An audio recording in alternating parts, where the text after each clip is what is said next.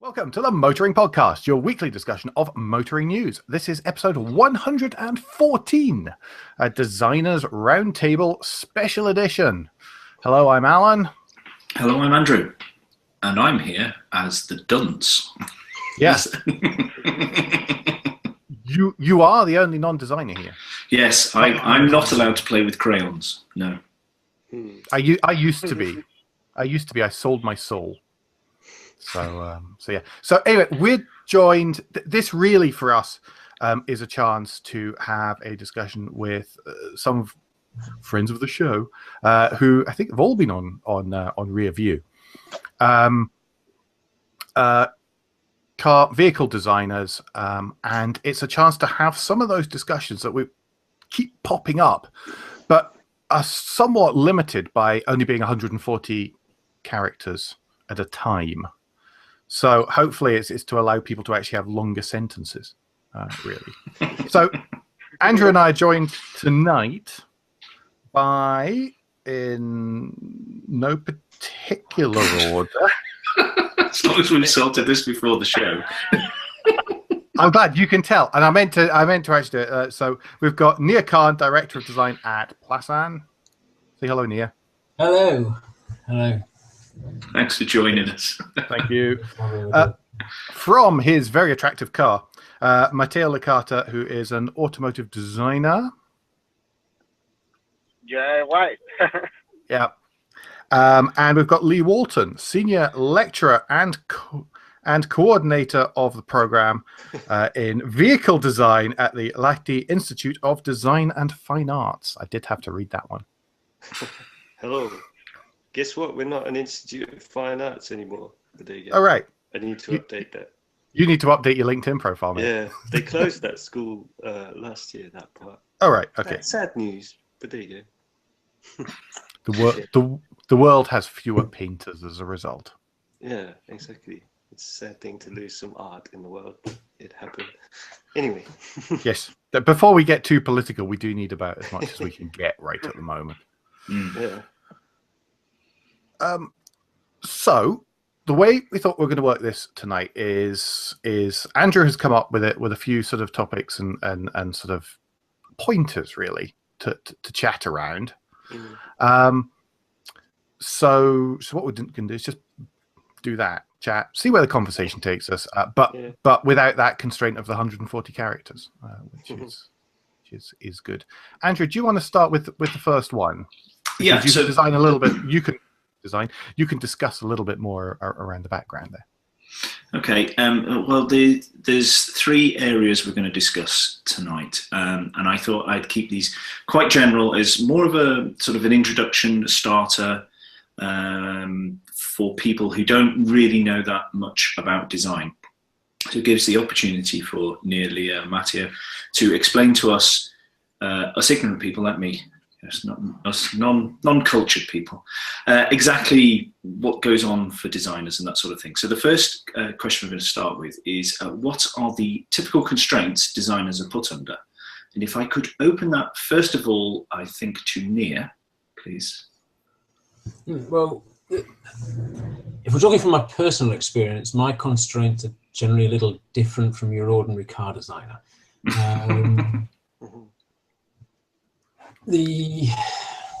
Where would I start?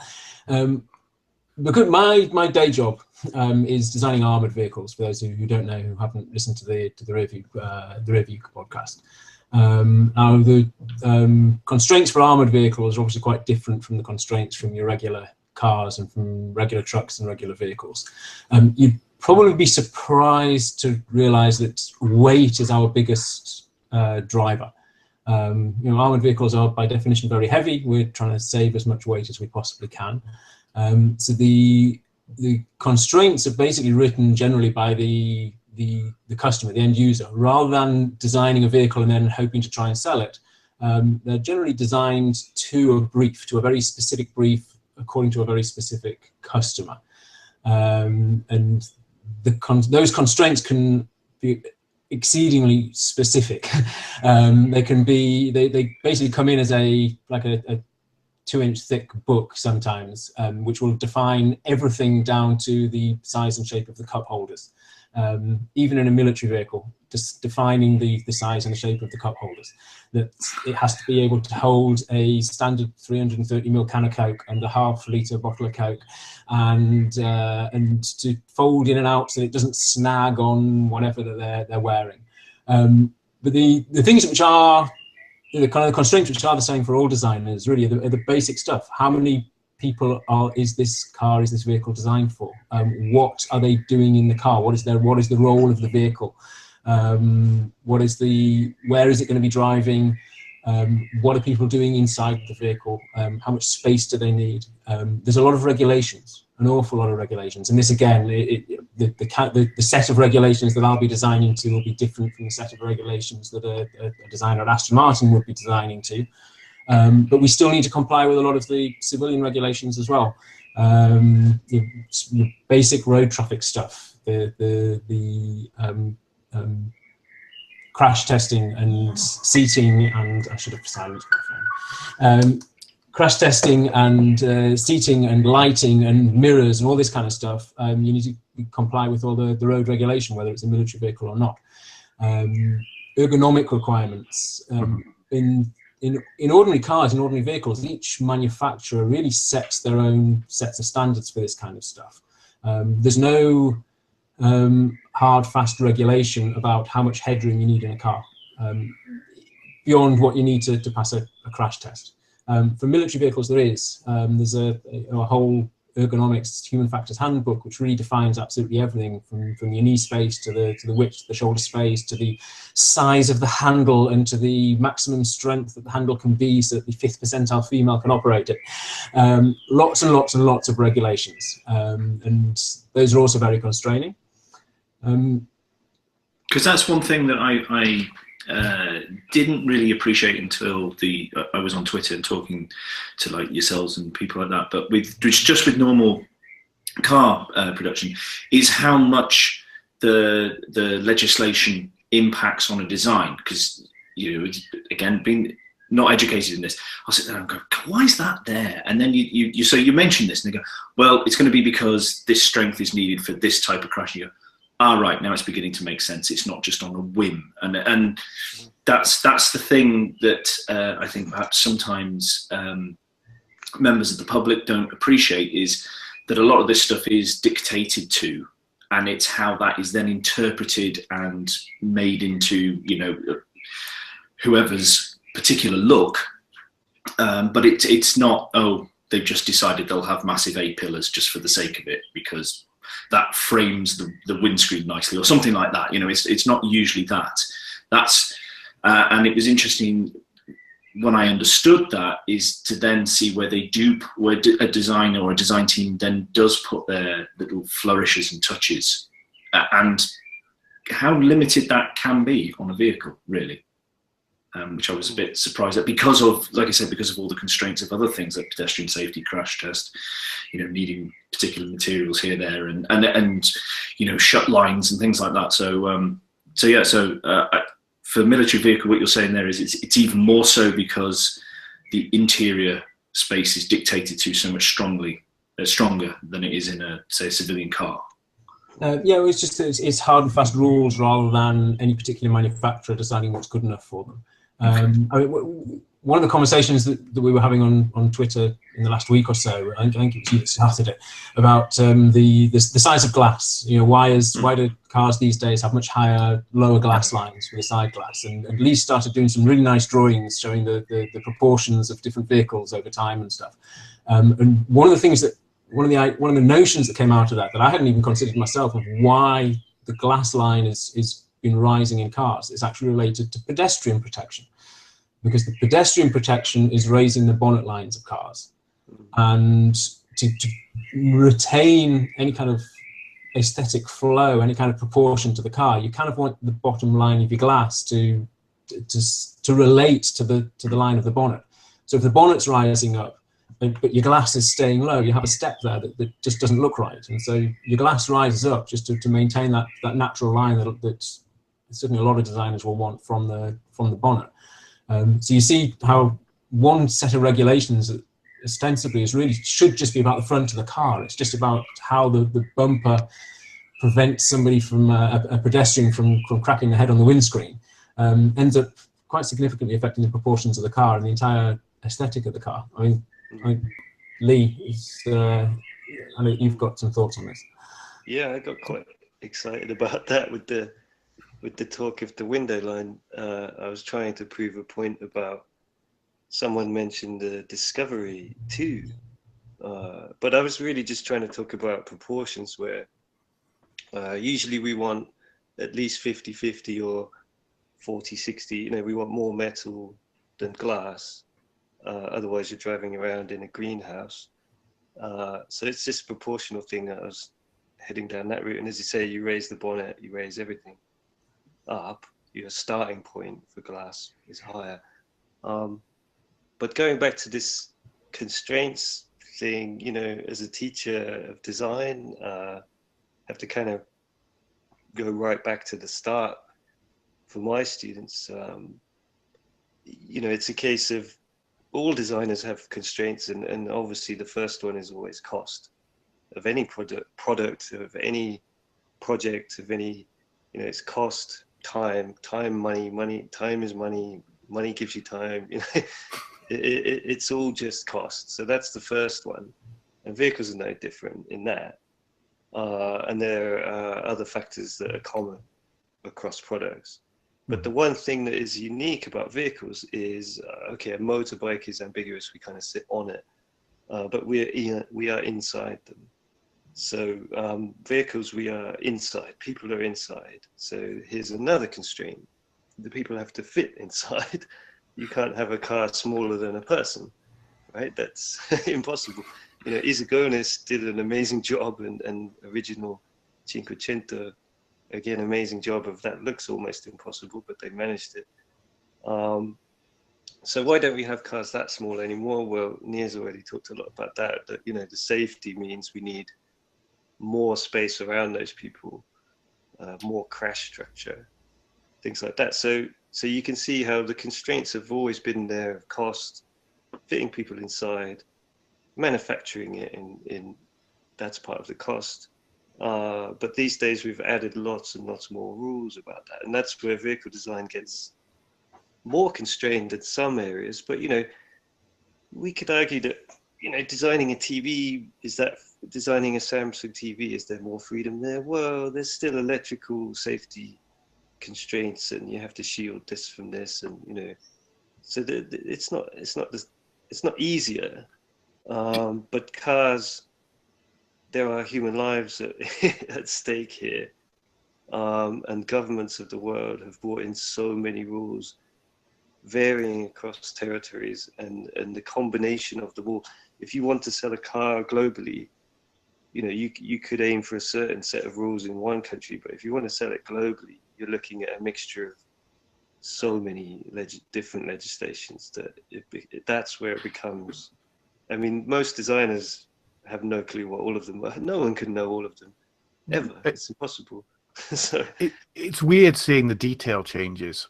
Sorry, as someone who notices these things, it's weird seeing the detail changes in cars from one territory to another. Side marker lights are a key one, and both Matteo and I drive MX-5s, as we tell everyone all the time. Yeah.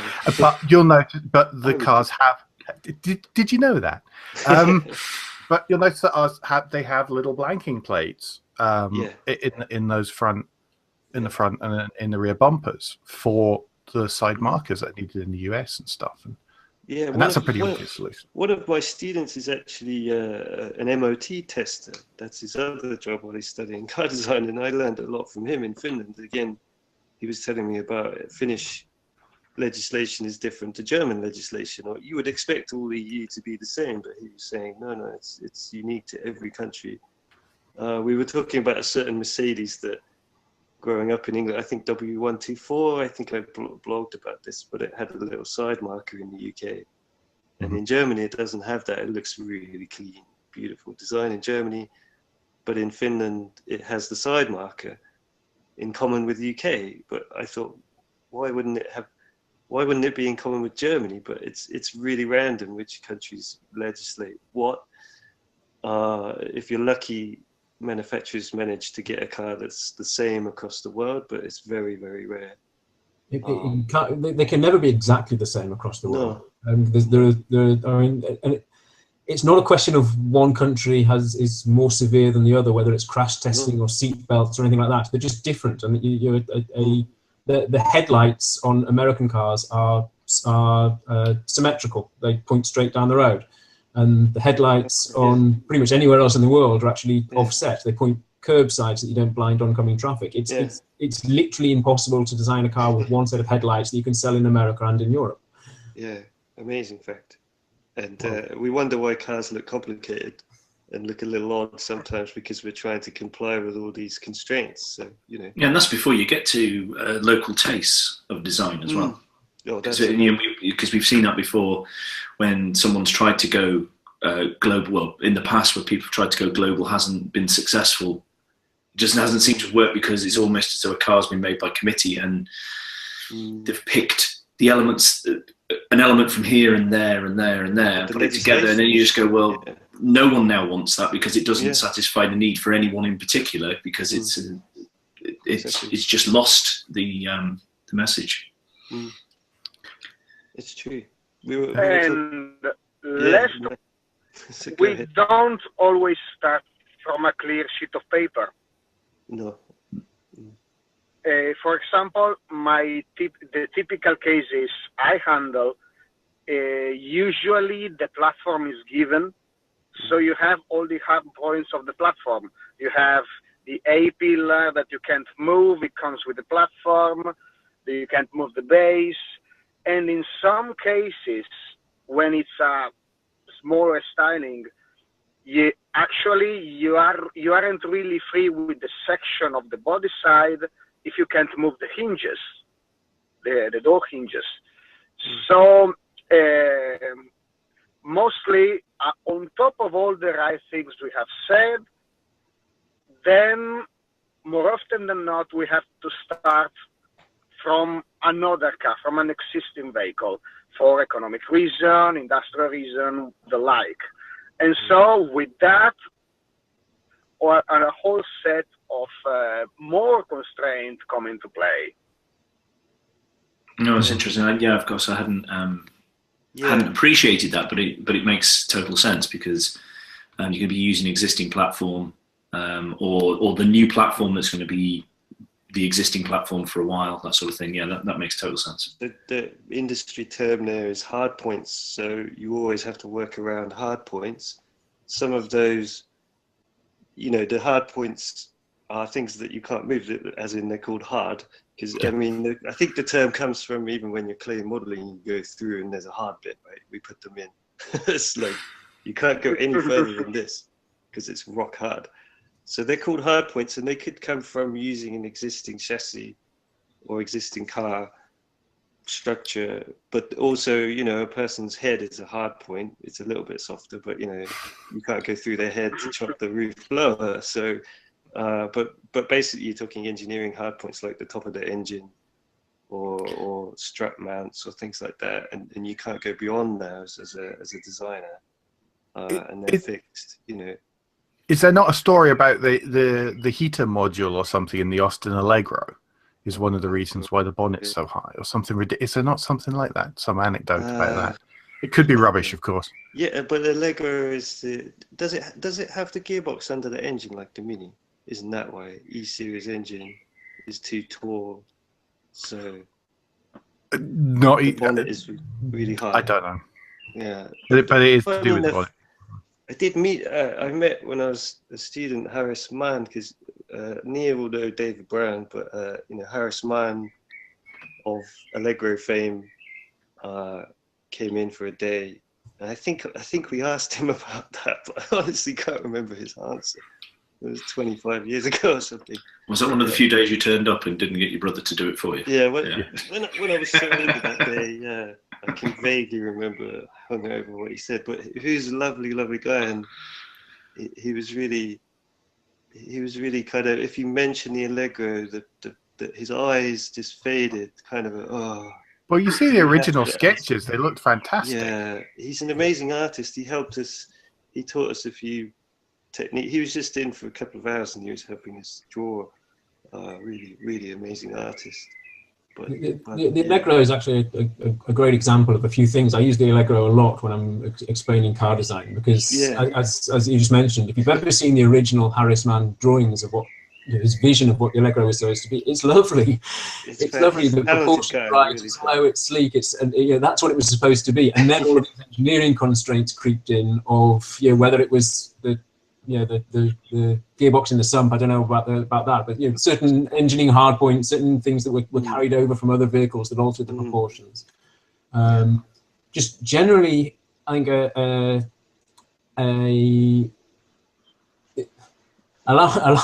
need to be careful here. Allowing engineers to ruin something, because I use the Allegro as an example of how delicate the difference is between pretty and pig ugly. I'll show the Austin Allegro alongside the Alfa Sud, and the Alfa Sud is generally regarded as quite a pretty, delicate little thing. And the Allegro is pretty universally derided as being really quite ugly and ungainly. And then when you look at the two of them next to each other and ask somebody, even a professional designer, describe to me, explain to me what's the difference between these two designs? Why is one of them pretty and the other one isn't? Because the proportions in basic terms are pretty similar. The shape in basic terms is pretty similar. We often say that a good design, you can kind of define it with 2 or 3 strokes of the pen. You could, like any of the 3 of us could put 3 lines down on a piece of paper and anybody would know that it was a Porsche 911. And good design, you can generally do that. If you try doing that with a Allegro and an Alfa Sud, it's actually quite difficult to get the two of them to look different. And when you really do look at the details of why is one of them pretty and the other one isn't, it comes down to really quite subtle things about whether whether the A-pillar, where the A-pillar intersects the front axle and where the crease line intersects the wheel arches and things like that. It's quite subtle things in the proportions and subtle things in the surfacing that make all of the difference between a pretty car and an ugly car. I think there's there's a lot to be learned from that. Yeah, something I'd chip in. I've never been a fan of the Alfa Sud. I think it's ugly, but well, I agree it's better than an Allegro. But that's where I think I'm more holistic in that the brand creeps in. I mean, it's just got an Alfa badge, so therefore it's better. I mean, a lot of people, it's a very difficult thing because you'll never find a car designer that isn't a car enthusiast. So how can you remove that baggage? And I think you're right to compare those two. It's a good comparison because if you take away the badges, let's do a clinic on it, take away the badges and try to pretend you don't know what either of them are. It is very subtle, the differences. It's almost imperceptible. And, as soon as that badge appears and the Alfa shield, our emotions take over and we say the Alfa Sud looks better.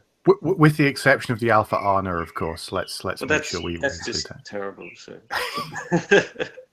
but even that, surely the Alfa badge makes that better than the Nissan version. I would happily have the Alfa version because of the badge, right? I'm ashamedly convinced. That's pretty desperate. I'm sorry. But it has a lot of, it's like we don't want to get into new cars too much, but I recently ordered a new car and it's not a brand I'm a fan of, but if it's the right shape, I'll buy it. I like to be biased the other way, in that if it's a good design, it's a good design. But yeah, I think the Allegro is bad. Yeah, it's bad. But a lot of it is to do with proportions. But it's subtle, yeah. So just from talking about the constraints then, is there typically one group of constraints? We've talked about finance, we've talked about legislation or safety reasons. We've talked about using existing hard points. Yeah. Is there one that will be more impactful than any other typically, or does it change in your experiences from each design? It's each design. I mean, it depends on, as Nier would say, Does it depend on the constraints? Yeah, there's a lot more in that genre in terms of functionality. So it comes down to functionality, actually. The constraints, like we were discussing about seeing out of modern cars, seeing out of a Lamborghini is less of a concern than seeing out of a family MPV that a 60-year-old, 70-year-old lady might drive. So constraints like that will be stricter on a MPV or family car. I mean, the argument goes that the small family car is much more difficult to design than a Lamborghini. You know, I tell my students this because they're all, you know, we were the same when we were students. Just, I want to draw Ferraris. Like that's the easy one. That's super easy. That would just come out of you like, you know, wine out of a Italian cellar or something. You scribble those in the margin of your notepad. Exactly. Yeah. But you try designing a new Opel Corsa. That's difficult. Super difficult to make that desirable, functional, cheap. It's really hard. And then try designing an MPV. I know Andrew's not so keen on MPVs, so you know, design a good-looking one. And a really good example of this, not to bring up too new a car, but you know, the first Ford S-Max was a superb design, one of probably the best-looking MPV ever. But then compared to the current S-Max, and you'll see we're back into the Alfa Sud versus Allegro thing. The new S-Max is a little bit more Allegro. but the original S-Max was not designed by Ford, by the way. So there's a clue. Oh, right. Okay, so the overriding constraint is functionality, and then the others play depending on what the functionality is, or who the company is, what the brief is for designing and getting this car to the public, then will impact more depending on what it is. Yeah, like meeting that legislation is functionality. I mean, a lot of that legislation, to be fair, has been brought in as a function. You know, it's restrictive, but the function of not killing people, the function of scooping them over the bonnet rather than under the, you know, that's a good function, isn't it? I mean, it's something you need to do, therefore it's a requirement on whatever it is you're designing. Or like we don't have tail fins like Cadillacs. You know, we don't have spikes at the front to kill people. These are good functions, but there's a lot of them, so we need to include a lot of them. Because understanding that has made me realise it's a bit similar to architecture, that it's a very technical design discipline because of the amount of legislation. You don't just go, there's a car, I like these lines, there we go, off we go. You know, there is so much that has to be taken into it, and the partnership that you need to develop with engineering and the rest of it, and I know I've discussed it with all of you on Rearview, is the partnerships that need to happen from every design team, ideally with the rest of the company, to try and protect the concept as much as the vision, as much as possible, as much as it can be done. It has that a lot in common with architecture. Again, from my point of view as a school, it's why you need a master's. It's why it's minimum 6 years study to become a car designer. Minimum. It's the same as architecture. That's a lot. Traditionally, we know that's a difficult task, and we have a lot, like becoming a doctor, becoming an architect is a long-term study. And it's crazy that some schools, you know, want to do a BA in 3 years of car design. No, it's because of the complexity of it. It needs to be 6 years that people do, you know. And you've got to go and do experience in that. You've got to go into an office and understand and experience. Just experience what being in an office is all about. Exactly. Yeah. With all those factors. Yeah, it's all those factors. You can only experience that in a business. Yeah. Sorry, go ahead, Nick. I think another constraints that we haven't really talked about is manufacturing. If there's one thing that actually makes car design slightly different from architecture, is that a building isn't, generally speaking, isn't mass produced. You're not designing one and then you're wanting to run off 100,000 of them a year. And a lot of the things you say, that the difference between designing a Ferrari or a Lamborghini versus designing an Opel Corsa is that with a Ferrari or a Lamborghini, there's a lot of, you can be forgiven for designing it in a way that's going to be hard to manufacture, or that's going to involve Absolutely right. somebody one-off kind of involving craft in the manufacture, involving in the olden days when the panels were hand beaten, you could get away with much more surfacing if it was in low volume than you could when you were trying to stamp out 50,000 or 100,000 a year, which is how a Lamborghini Miura ends up looking so beautiful, because all those fins and all those parts are all hand put on one at a time, and each hand cut and each manufactured in this very labor intensive way. And you simply can't get away with that kind of stuff when you're turning out a mass produced vehicle.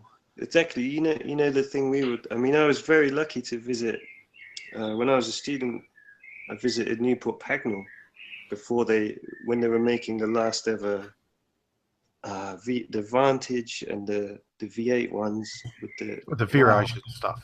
Yeah, Virage. I mean, the guys there hand beat every panel, and no panel is the same. I mean, if you take a wing from a Virage and from a scrapyard, no such thing, but imagine this. Quite try and fit it. You know, you've dented your wing on your Virage. You go get another wing from a scrapyard. It's not going to fit, because every single wing is completely unique on every Virage, as Neil's saying. So like, even the guys that manufactured them are kind of designers, because they're creating the surfaces on each car.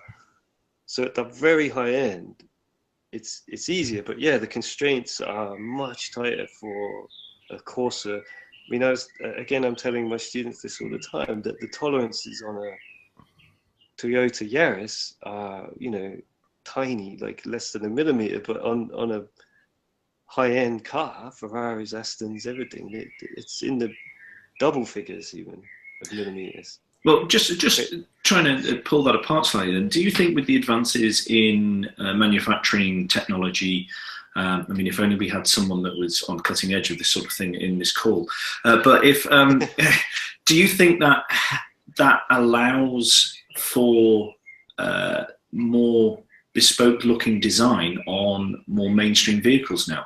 I mean, again, we're not trying to single out any current ones, but if you look at an Infiniti, they've got very sharp lines on their cars, which could we have done 10 years ago? No. In a manufacturing process, I'm not sure we could. So with the advances that are happening, does this open the options for designers now more and more, do you think? It does a little bit, but as I noted recently, if you look at Audi, Volkswagen, currently they're putting really sharp creases in their cars. That is patented technology for VW Group. Right. So no one can put creases that sharp in their cars like Audi are doing now. So, I mean, that shows you how much... Is that a design patent, or is that a manufacturing patent? It's manufacturing. So you can't put that crease on in the way they're doing it. You'd have to develop a new way to do that. Okay. You'd have to you'd have to figure out how they're doing it somehow. But yeah, VAG just buy a factory and split it in half. Well, that's what they do. Yeah. But yeah, so people like Infiniti are trying that, but it's the same way that when the first Lexus was made, they had patented technology of getting their panel gaps smaller than everyone else, and no one knew how they were doing it. And I remember when the reports were out from magazines, and the Lexus factory was completely sealed off. No one was allowed in this section where they aligned the panels, because it was top secret advantage that they had. For many years, no one could touch Lexus for the panel fit, for the panel gaps, but Audi are now matching that. But yeah, then at the moment, Volkswagen Group have this patented stamping technology that no one can do quite as sharp creases as them, which makes a huge difference to a designer, because we're all about putting creases all over the cars, aren't we? At the moment, Volkswagen are the best at stamping those for some reason. So, okay. Well, I think we'll move on to our second area then. Yeah. Now, and this was the one, Lee. We'll come to you after we asked Nir this one first. But this was the one that you picked me up on when I originally asked you this question, or put this question forward and said, this is the sort of thing we're going to talk about. But it is, how does the industry move on from a trend? Yeah. So, Nir, how do you think? Is it, because where I was coming from with that question was, is it that one person creates something or comes out with a look that everybody goes, yeah, I really like that. Let's all take elements of that and put that in our concepts from now on. And that's where it becomes a trend, or, you know, how does a trend happen in the first place? More often than not, from out of desperation.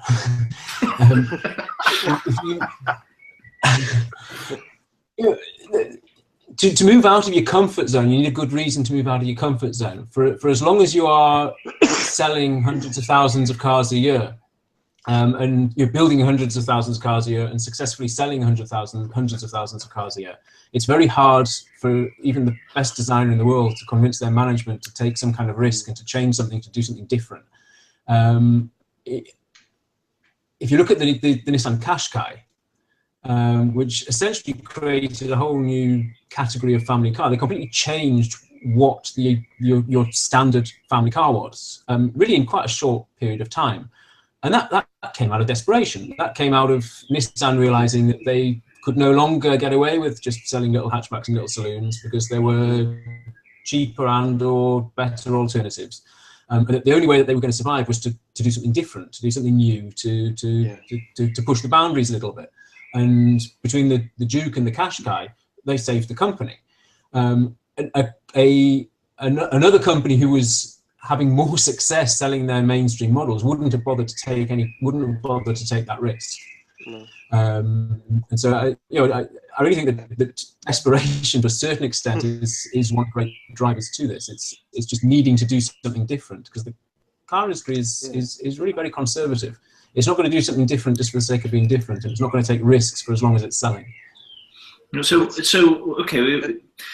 I mean, I suppose the ultimate recent-ish example is Bangle, the Bangle change with the BMW, and that seemed quite a monumental shift in the industry, because I mean, we know it that with buyers change is bad, because it's as Nir said, you know, the industry is conservative with a small c, but so are the buyers. Buyers are very conservative and very safe often, although the Qashqai is a counterpoint, and the Duke are counterpoints to that, because, you know, down any street in Britain at the minute, you'll see at least 2 or 3 of them, you know, so they've hit the pulse, they've hit the button there.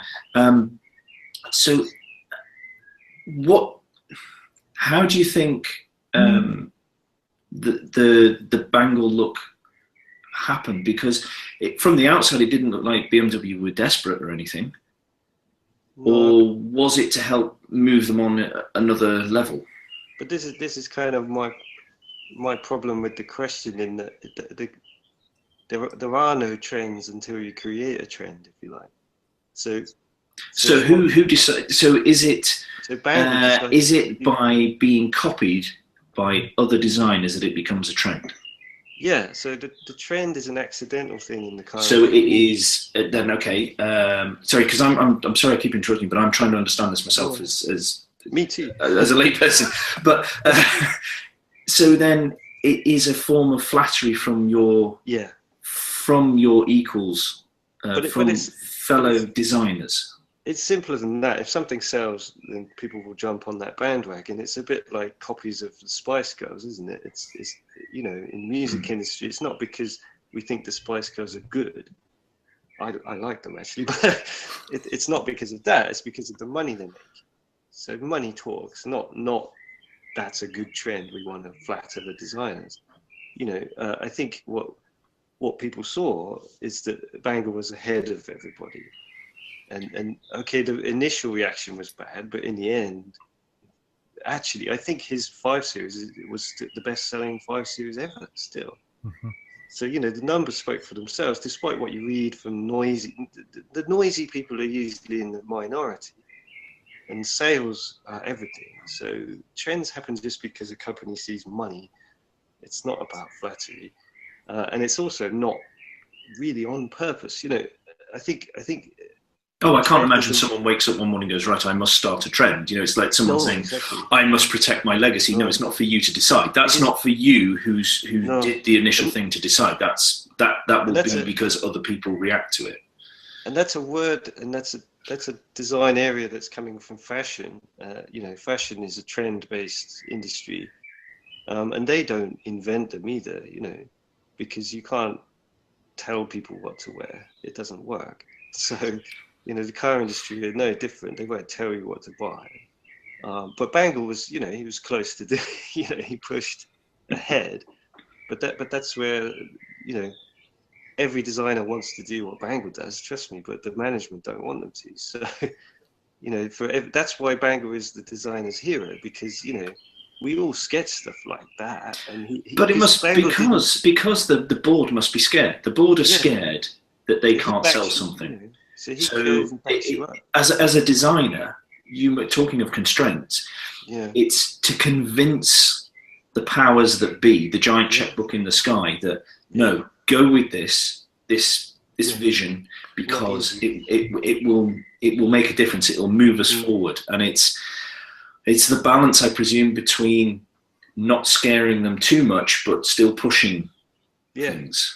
It's kind of, I think what Bangle did brilliantly was, I wasn't there, but I do suspect the way he did it, from what I've heard him talk about, you know, it's more a case of, this is what will happen if you don't do this. If you keep explaining, this is what will happen if you don't listen to me. That's a good way of convincing people to move forward. Fear. You know, imagine if BMW didn't do what Bangle did. Imagine if their cars had just carried on. I mean, they tried to erase things a bit. I mean, I had the one that went backwards a bit, the 5 Series, but, you know, they kind of tried to erase it, but they didn't completely. They kept a lot of the surfacing stuff he'd done. And the reason, if you listen to some of his talks, the reason he had to do that was actually the legislation, again, with the higher bonnets and the safety. He needed to disguise all of that bulk. So, you know, that would have been his argument, trust me, from the inside, would have been, if we don't do this, we're screwed. We just get fat, boring BMWs. So he would have put it to them like, you've just got to leap into this or you'll be doomed. And he was right. I mean, and look at them now without him. and that happens across other products as well as cars. Yeah. I mean, yeah, trying to sell a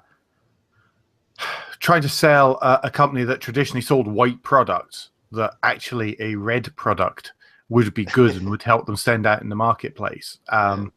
Crazy. Which it seems to have worked. I see them everywhere. But yeah, something that I worked on, and that's it just takes the slightest little bit like that to actually trigger it and to make enough of it. So trends will, you know, who knows what the next trend will be. I think at the moment BMW set that one. I think BMW set the current one again with the i brand, i3, i8 with the floating surfacing. Mm-hmm. You can see that a lot in Toyota and everybody copying that. But again, it's kind of like I say, it's more about the designers are doing all this all the time, and we don't see it. And it's only when it gets the green light from management that we see it.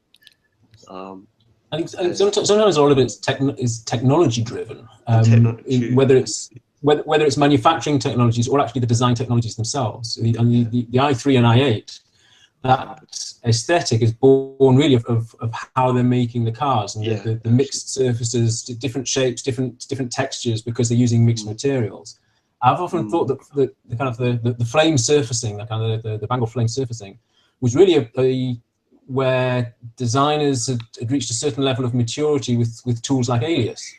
If you look at the history of car design, the tools that the designers are using affects the design. So in the 1960s, when designers were using airbrushes, the cars all looked soft, because when you're drawing something with an airbrush, it's going to look soft. And then the magic marker got invented, and that's a very sharp tool. And cars in the 1970s suddenly got very sharp, because a generation of designers who've been brought up with airbrushes were suddenly given these magic markers and didn't really know what to do with them, and other than these sharp lines, or just, you start drawing it with it, and you get this interesting new shape that you'd never seen before. It's like, oh, I like that. I'm going to work with that. What can I do with that? And then the techniques get developed, and we started adding scraping pastels. And Lee and myself, we grew up with a generation that really grew up scraping pastels and swiping them over a marker pad, electroset marker pad with markers.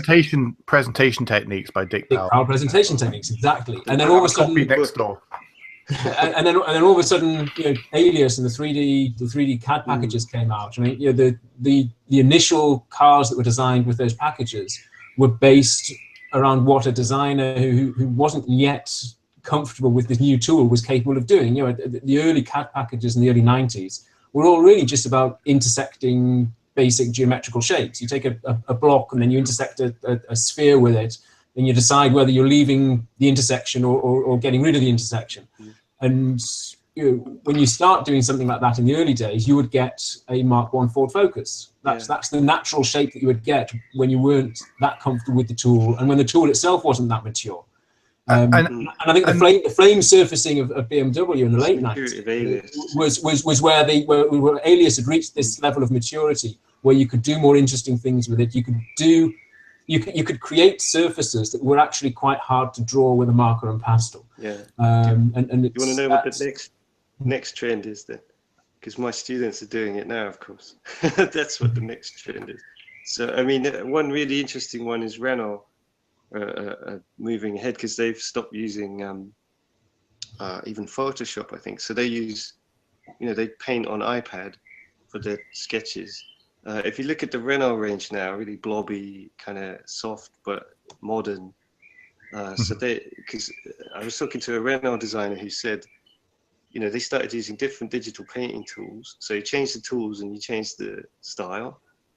And then they also, when they wanted to model it, the Alias modelers couldn't do it. They had to completely relearn how to model all the new Renaults. So the tools are really important. Nia's picked up on a perfect point there. So Renault have moved on to a different software now. So Renault, Kajar, the Clio, the Maquette, you see the soft but technical shapes. It's really interesting what Renault are doing. So it's funny you saying that, because I was still at university, so doing product design, at the point where we moved. When we started off, they said, no, you don't need a computer. And we were all like markers and pastels and all these kind of things and doing all that. And then someone went to teach in Thailand for a summer and came back with a possibly not the most legitimate copy in the world of a CAD package. Actually, it was 3D Studio Max. And all of a sudden, it's not really a CAD package, but as good as we got at that. I hate that program. And so we came back, and all of a sudden, everything moved from like markers and stuff to that, and then matured into SolidWorks. So from a product design point of view, by the time we finished, it was completely the stuff that everyone was designing right the way through was completely different, because the tools had changed in the 4 years that I was doing product design. The tools all changed completely. We were right in the middle of that tipping point. We were. I mean, I was too. But yeah, the tools are changing again. So the new tools that are coming in are virtual reality sketching, algorithmic design, so AI design. So we won't design cars so much. AI will design cars. But what the AI does, so one of my students did her thesis on this. So what AI can do for you is to mess up your ideas. So we'll see more than flame surfacing. So we'll see, you know, algorithms kind of putting out weird patterns and weird shapes, and you'll figure something out. The human has to figure out what the AI is doing, if that makes sense. But you can already see it in some concepts like the Renault Tresor. I think it's that the big coupe thing has a lot of algorithmically designed patterning on the surface. So did they do that with the BMW as well? The 100 years. Yeah. The one that it's going to move. They were talking about that the surface moves depending on what it's doing.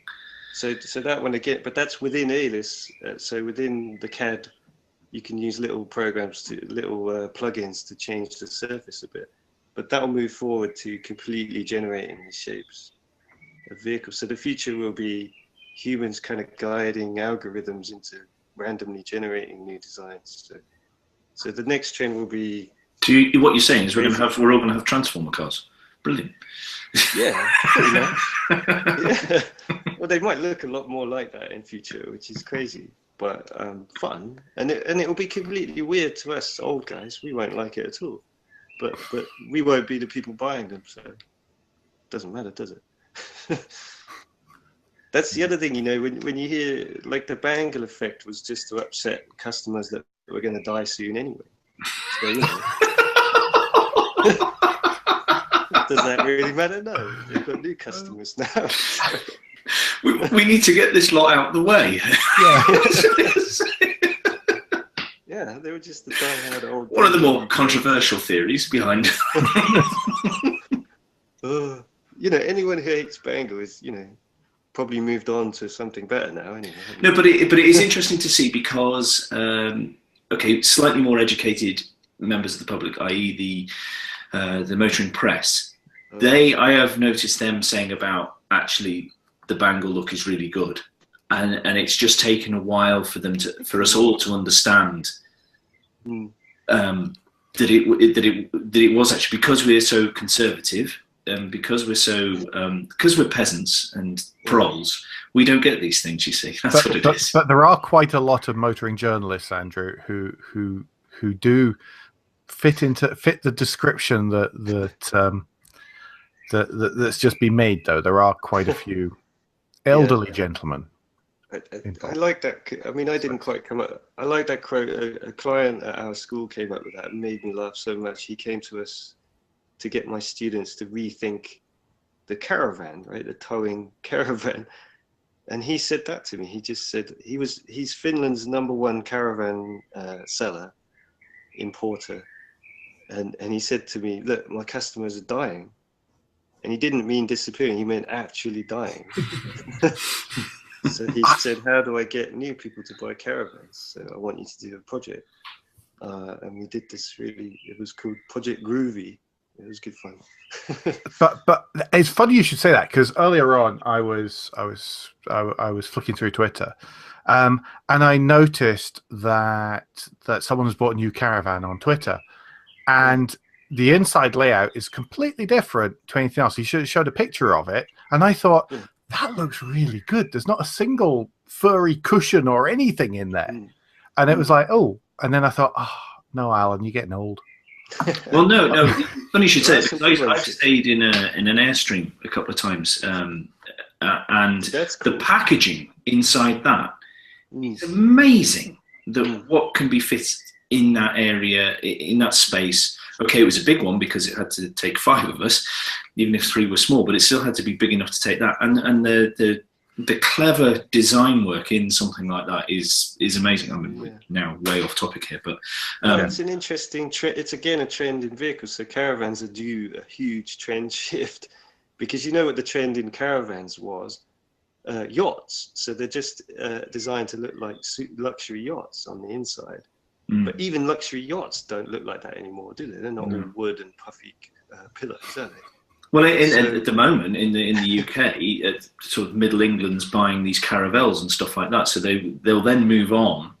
You know, the craze will move to caravans from there, I would imagine. Maybe, yeah. And then that may kickstart some shake-up, so it doesn't look like a white box But this project is the point about trends that our client just said. He's dying to convince the caravan manufacturers to go for this. You know, they don't want to.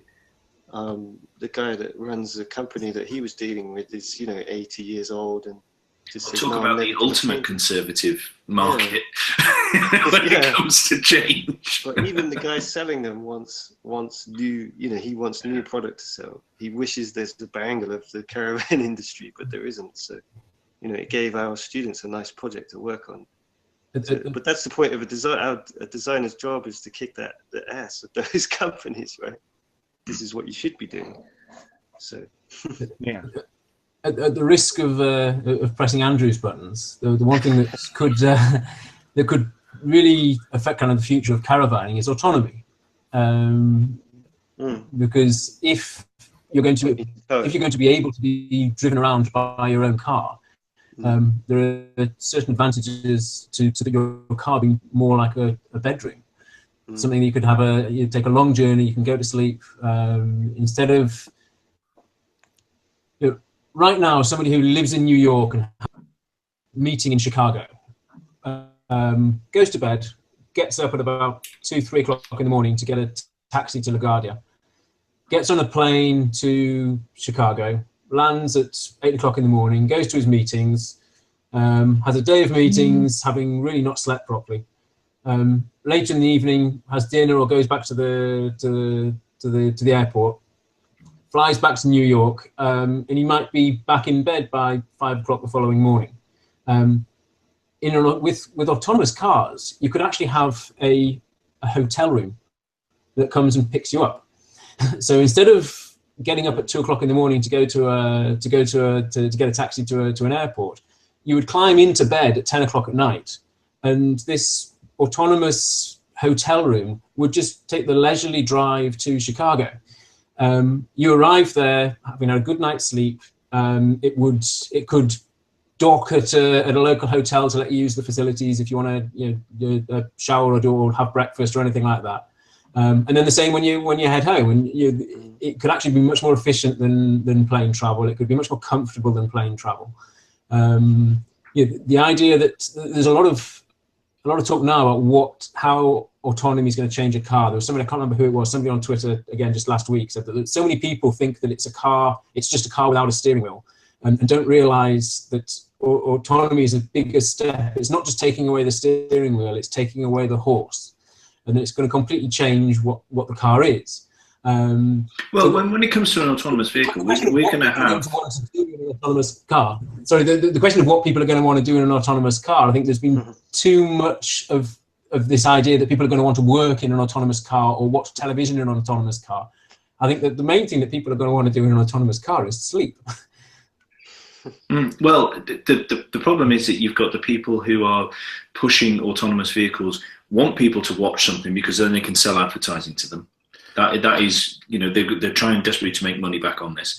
But definitely, I mean, an autonomous vehicle is going to be a box that carries you around. So what you do on the inside suddenly is open season. It could be, you know, as you say, I mean, if it was me, I was in there on my own, I've got the opportunity to sleep. I'm going to sleep. Thank you very much. I have 3 small children. I need my sleep.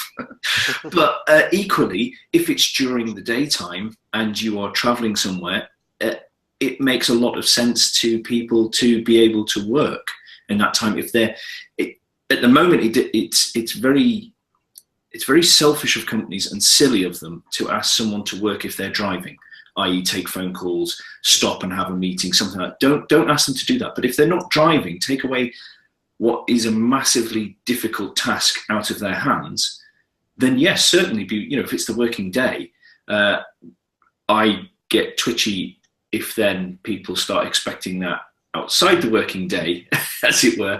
But I think that's a society issue more than anything else. But you don't have to travel to work if that's the case. You can work whilst you travel. Well, no, exactly. Because I mean, whilst you work, even. How many times have I told you I'd love to get, you know, like a day van and just, you know, because I work from home and go, right, today the weather's nice, I'll go and park up on top of the hills. I'll just open the door and I'll work from inside the day van, you know. And it's that sort of attitude that will open up, because everyone's going to be connected in some form. maybe hopefully not cars, but anyway, but connected in some form, because we've all got a phone. We're all going to have very good internet connection. We're all going to, you know, our phones and tablets are becoming more powerful, so we don't need to lug a laptop or a computer with us. So, you know, we can do so much more with so much less, that we can work anywhere. Then it's getting that mind shift as well. And I think that's what, it's the opportunities autonomous vehicles will give us, which I think is the exciting bit, apart from the potential for being safer, etc., when everybody's in one and all that sort of stuff. But that's a trend that, if we go back to the trend thing, I mean, think about what that means to car companies. What do they do? I mean, they're traditionally geared up for selling these individual emotional attachment things that you love. You guys with the MX-5s, you know how that goes, how much you love it. But if you think about a manufacturer of that type of object, and you're talking about office space, you're talking about a hotel space, I mean, they're basically becoming property developers or something like this now. Well, that's why they are desperately going into connectivity to produce, to be the one-stop shop for all your needs to do with travel. I mean, I know that's a big thing that Ford are trying to do. That they want to be the app that you go to and say, right, you know, and at the minute our needs are, where can we park, where can we go, can you book a restaurant for us, maybe can I pick up a car when I get this other point and drop this car up because I'm going to need a different car. So, you know, a sort of car subscription model, that sort of thing. That's our needs at the moment. But it's, you know, once we get to that level and we're comfortable with this not going out and buying an MX-5 because it's emotional attachment, because you know, for our everyday typical thing, that becomes a niche enjoyment. I think that's like a classic car is now, is a niche enjoyment. But I mean, Ford are a good example where, I mean, if you're not Ferrari, if you're not even Alfa Romeo, why do you need to exist? Like, Ford as a brand may need to just give up, you know? The interesting thing, cease to exist. So you have the Trump hotel chain of car, you have the Marriott hotel chain of car. They're all made by Ford. There's no Ford badges anywhere. There's no clue. Maybe if you take the wheel off, on the back of the wheel, you might see made by Ford, for Hilton. You see what I mean? Like, give up their brand entirely. The thing about you mentioning Ford, and the Fords are the best example I think you could have chosen there, is that they're a company that's actually recognised that that's a challenge out there. Yeah. And are actually trying to do something about it, despite the Wall Street's best efforts. Yeah, it's kind of like, you know, well, do people recognise Marks and Spencer's underwear? No, but they buy it and use it. Or another example would be, like if you take the wheels off some cars and look on the back of them, they're made by people like BBS or famous wheel companies, you know, but we don't see that, do we? We just see, like the Volkswagen Beetle I had, on the back of the wheels, it's made by BBS, but on the front, it says Volkswagen, right? So I think companies like Ford, it's a white label. They might have to demote themselves down to that level where they're kind of an invisible brand to the consumer, but they're still important to the industry. You know, that could be something they might have to head down that route, and they really don't want to do that, it seems, but they might have to do that. I'm just trying to think of what impact it might have on them, and that they need to survive as a manufacturer, because that's what the expertise they have is manufacturing. So we'll see, but you know, the people staying in a pod hotel, like a hotel you can rent to travel across America for a meeting. I mean, do you want that to be Ford? Is that a brand you trust as a hotel? No, you trust. I only care as long as it says Holiday Inn on it, and I can get points. Exactly. That's basically what it boils down to. Can I get Holiday Inn points? for that? So it's about experiences in future. In that, if you want a hotel experience, you would trust a brand with experience in the hotel area, however you say that. And if you want an experience in driving, because we will still be hopefully driving cars, you'll trust a brand like Porsche or Ferrari or Lotus that are good at driving, or even Alfa. Matteo, was there something you were going to chip in with? Welcome back, by the way. Yeah, you're back. Hey. Chip in because with the transformation of manufacturer, transformation of the world, and we spoke about Ford. We spoke. Basically, the feeling I have is that in reality, the car makers don't see the future very, very, very clear, or as clearly as they want us to believe. In this phase, they are as lost as everybody else, and they are throwing money around just to make sure that whatever is there, they have it. And whatever direction the future takes, they'll be there. They are bracing for impact. It's not like, you know. Absolutely. Yeah, there's definitely a lot of scrambling. You could see that with the ride sharing, the way that one company invested and then suddenly another, and then everyone suddenly, sorry, you opened a ride sharing company, right? Have some money. You have some money. You have some money, and it does come across that everyone's saying, "Oh, hang on, if this is a thing and we're not in it, we're dead in the water." Absolutely right. I read actually Car Magazine really short interview with the Citroën PSA CEO.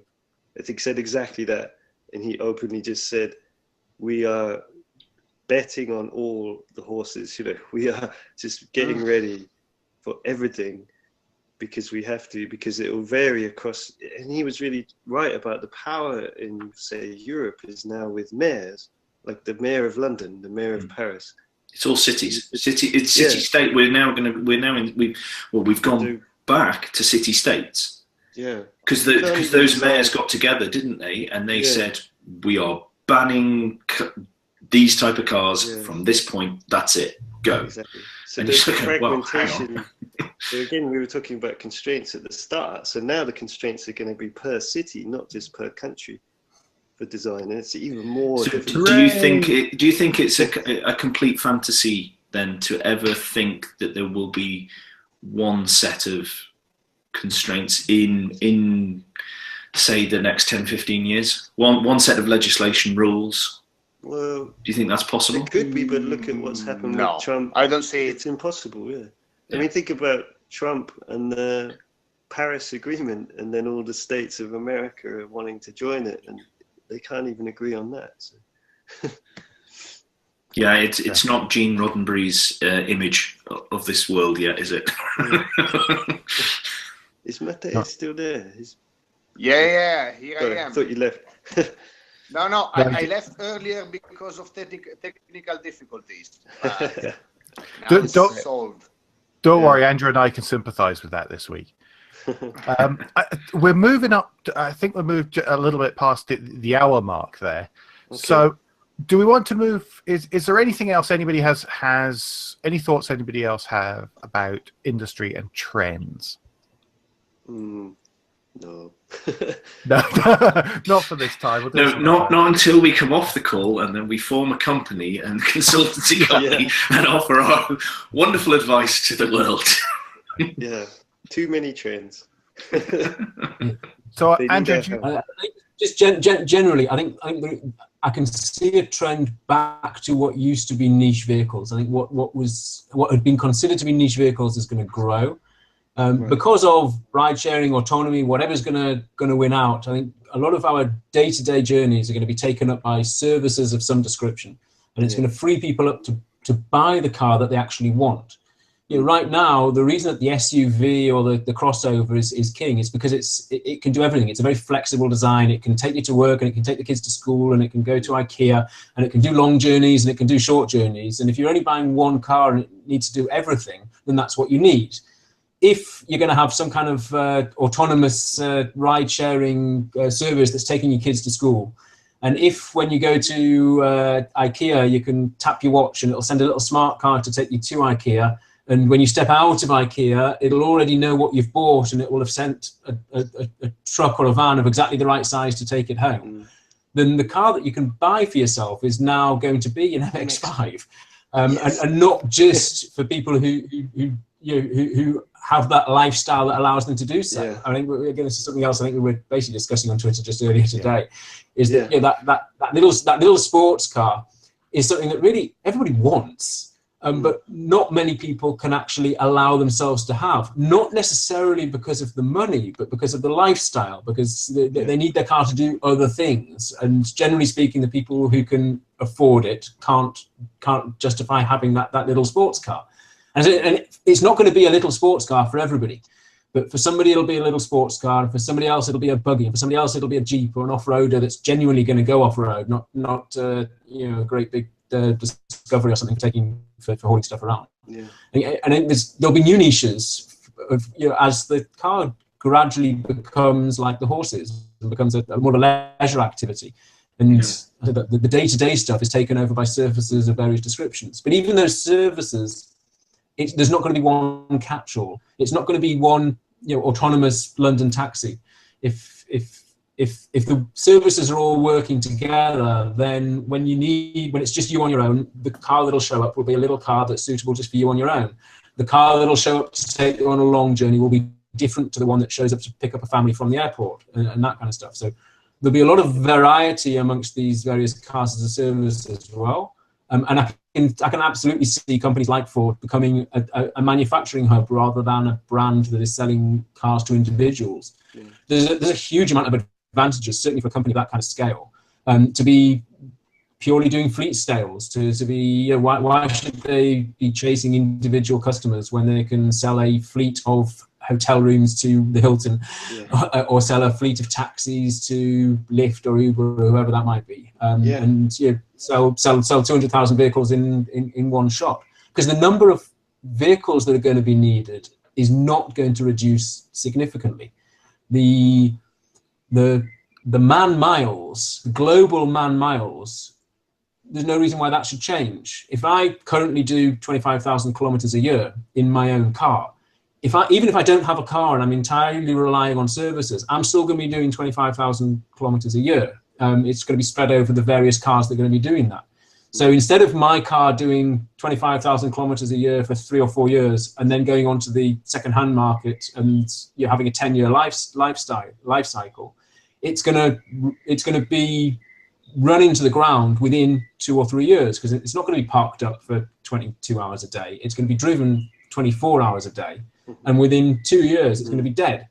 So the car manufacturers will still be selling new cars on that 3-year cycle that they're currently selling them on. What there's not going to be is a second-hand market, because the cars are going to be running to the ground within 2 or 3 years. So the manufacturing base is still going to need to be there. Absolutely right. Yeah, and that's where the people like Ford should be positive about it. They can provide all the spares. They can train mechanics. They have that. They know how to do that. I think it's a case of educating the shareholders more than anything. Yeah, because the shareholders, with all these companies, the shareholders are looking for more sales, more every year, instead of them understanding, because no one wants to come out and say what the plan is, because it will be out in the open, but go, no, hang on guys, what you need to understand is, here, in 15, 20 years, there'll be this shift. You'll see this shift where suddenly we're not bothered about our badge being on every drive. We're bothered about the fact that we are supplying and we are manufacturing. I mean, take, for example, GE, which is this massive global company, which people have heard only because it's so big. But hardly anybody knows how many things they are involved in your house, in the shops, and they are white badging, white labeling their manufacturing for other people. But they don't care, because one of the top 10 richest companies in the world because of that, and I think there's what's on the money there. We said it, and I thought about it. Is that manufacturers got to have this mind shift into it, unless you are a niche manufacturer doing a specialist product. Yeah, what's wrong with being Bosch or GE? That's a great business to be in, and Ford could do similar.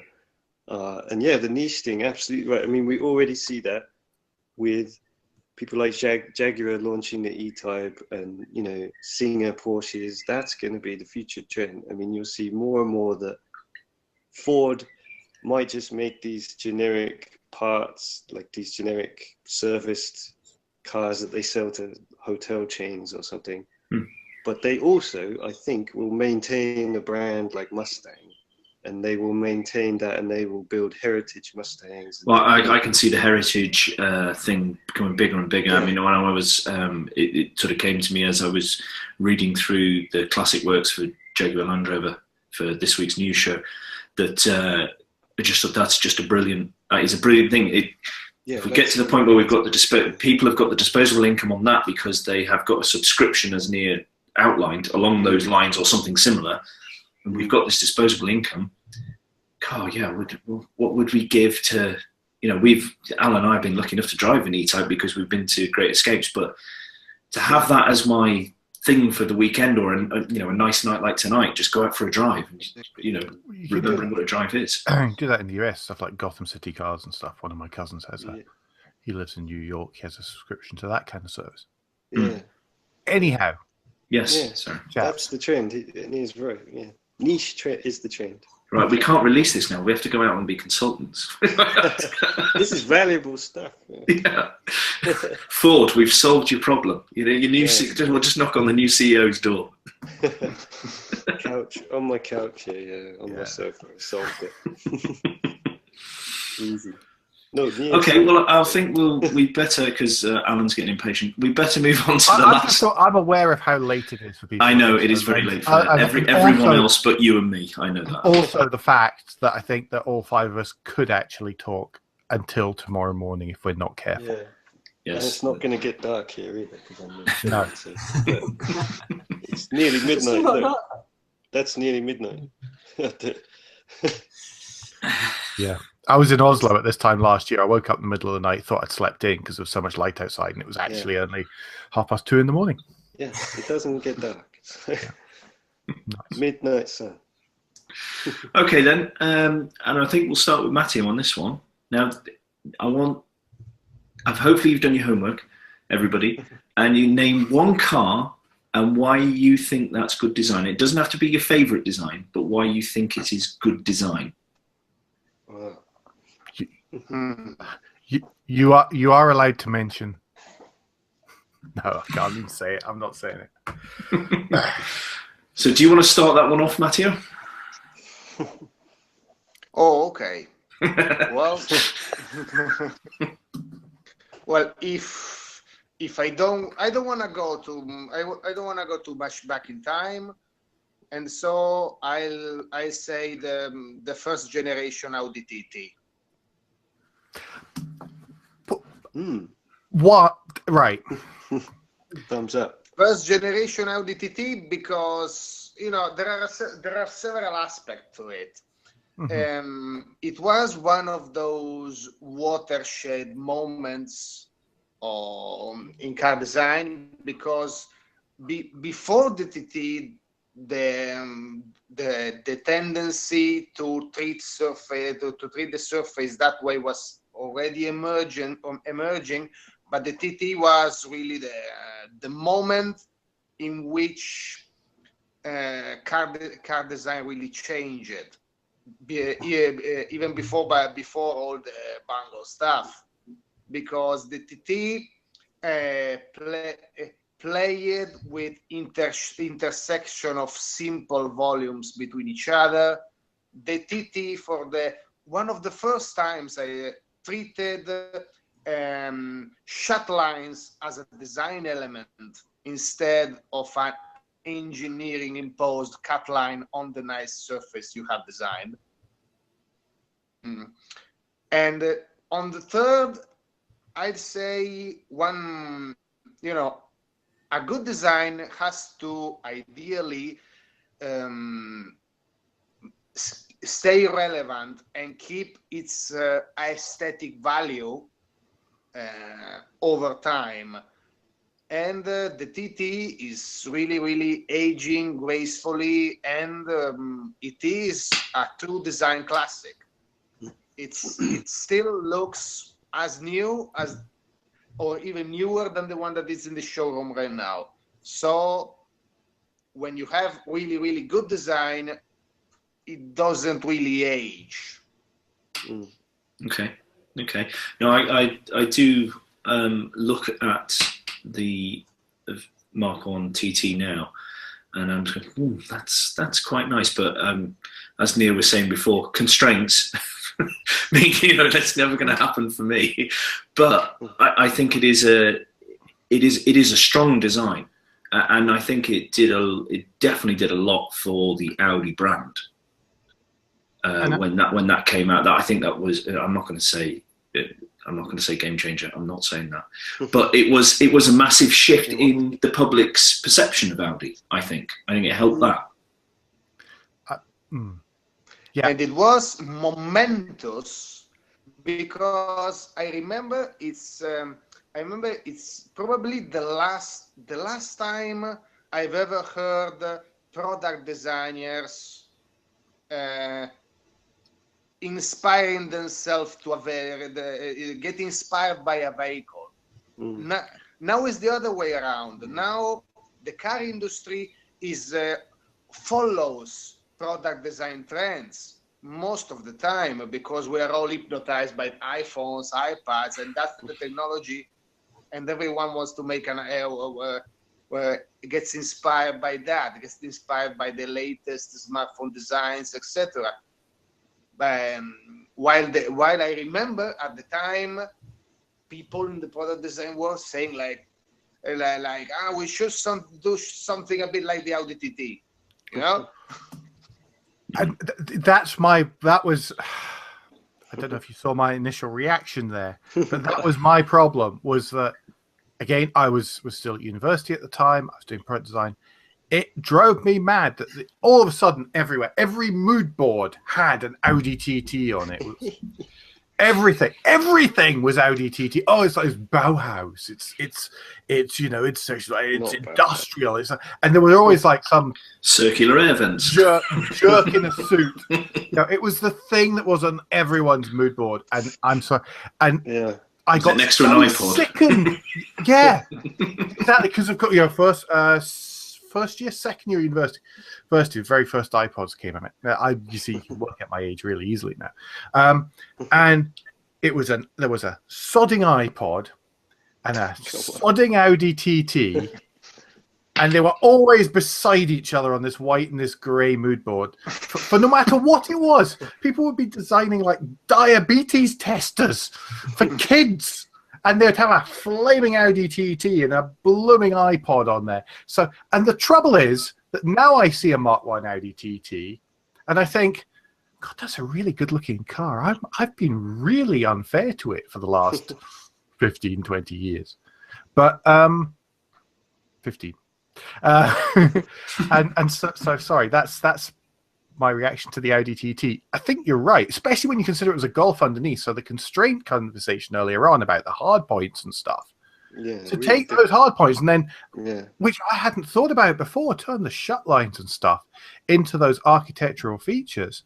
The more I think about it, now you've said that, Matteo, the more impressive it is.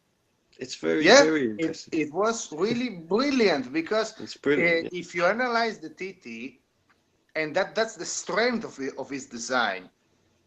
Every shut line, every separation between its pieces is there and done for a reason. It's not just, okay, we cut it here because we have to cut it here. No, everything matches. Everything, you know, every line goes and connects this, and that. That's the first vehicle, probably that the first production car that did that, and in this way, and in this way, it really changed car design, and still looks great. Yeah. I was studying when that launched, and we were inspired by that a lot. Nia was studying the same time too when that launched.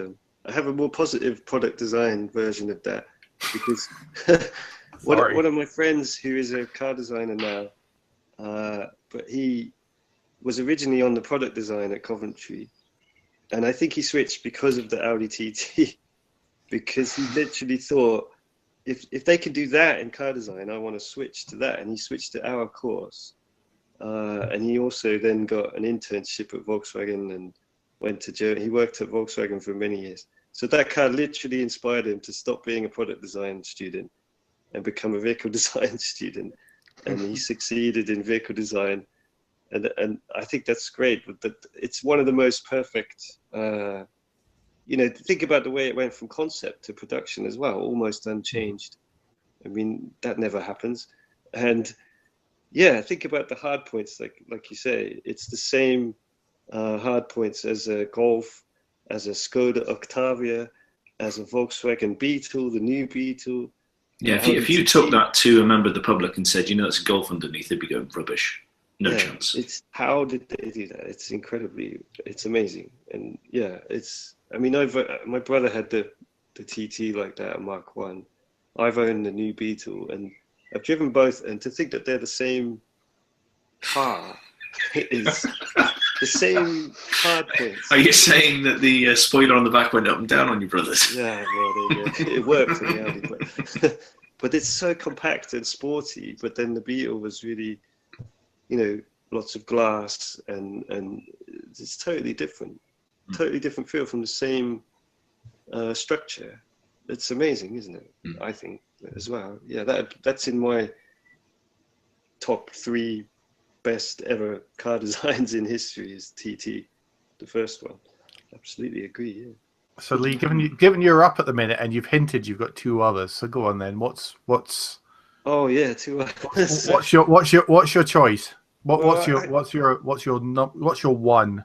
So this question came to me a long time ago when I started writing my own blog about 10 years ago, because my wife asked me this, and it was one of the first things I wrote on my blog. So on my blog, there's a list of there's about 10 or 12. But so she challenged me to choose one car, and it was tough. I mean, for me though, and when I was studying as well, this was my inspiration. Just before I went to Coventry, this came out, and this is why I wanted to go there.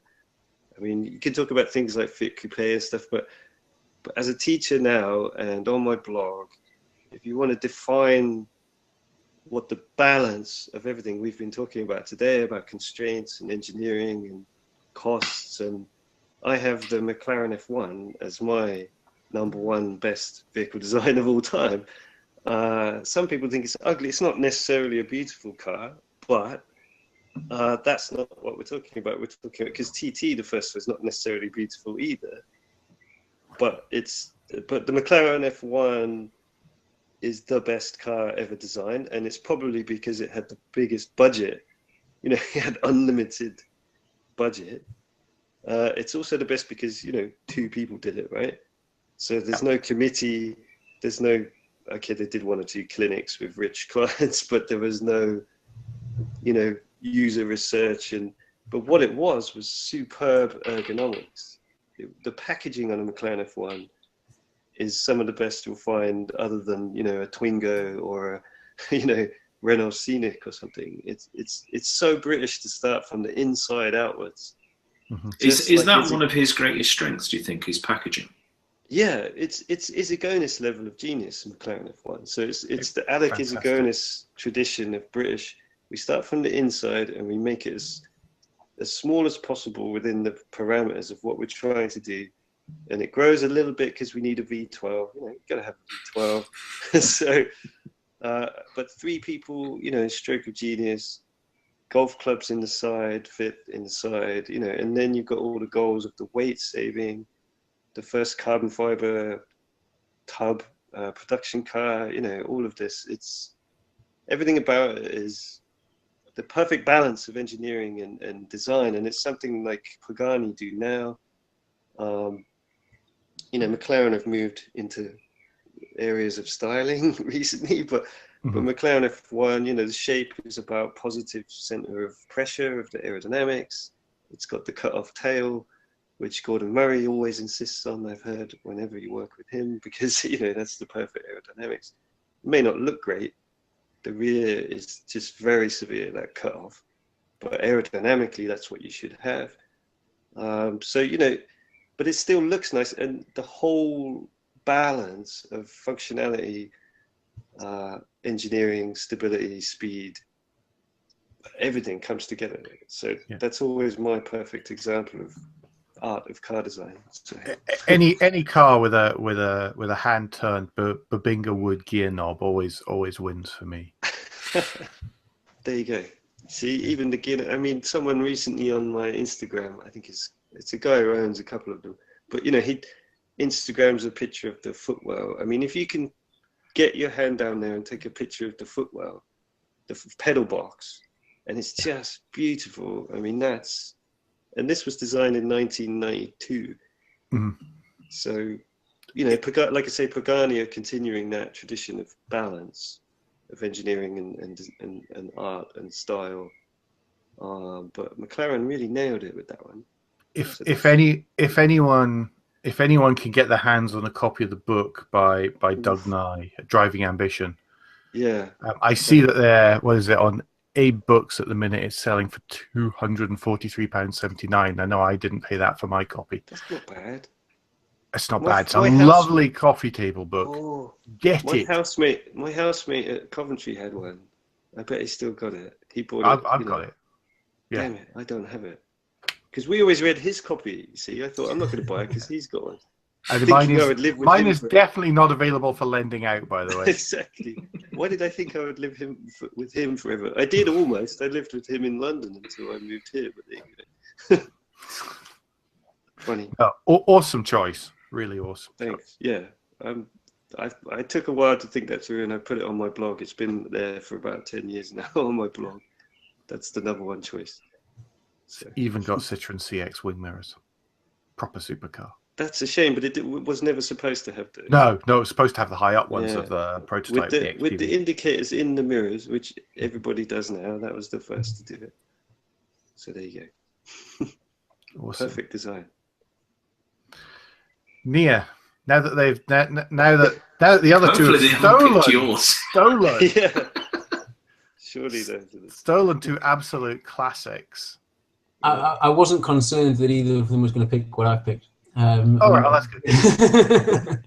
I'm going to be a little bit more controversial, I think. First of all, we're not talking here about beauty, and I think that's probably one of the reasons that I picked this car.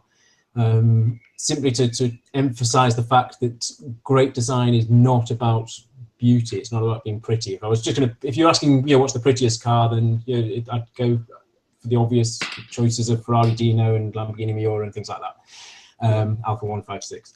But that wasn't the question. No. And I mean, Lee also said one of the reasons that he picked the F1 was actually because of packaging. And certainly we bring this conversation right back to the start about constraints. And it starts with the package. It starts with how many people are in the vehicle and what is each of them supposed to do while they're in the vehicle and how do they get in and out of the vehicle, and then you draw the vehicle around that package. So on that basis, I nearly went for the obvious one, which is also one that Lee's mentioned a couple of times already, which is the Mini, the original Issigonis Mini, which was a wonderful genius of packaging, but that was a little too obvious. So I've gone for, anybody going to guess? It's the Fiat Multipla is what I think. It's the Fiat Multipla, yes. that was just so leading up to the Fiat Multipla. It was either going to be that, or it was going to be the Citroen Zara Picasso, the Mark 1. But I figured it was probably the Multipla. Okay, so it is the Multipla. And it's the Multipla for a few reasons, but largely because of the brilliant package and I'm going to say beautiful, the beautiful unconventionality of it, of throwing out the rule book and saying, okay, how do I carry a reasonable number of people around? At the time, the only people carriers really, it started with the Renault Espace, and it was the whole idea of the Renault Espace was a 7-seater. You carry 7 people around, but it was either 7 people or luggage. And if you wanted to carry people and luggage, then it was just 5 people because 2 of them were sitting in the boot.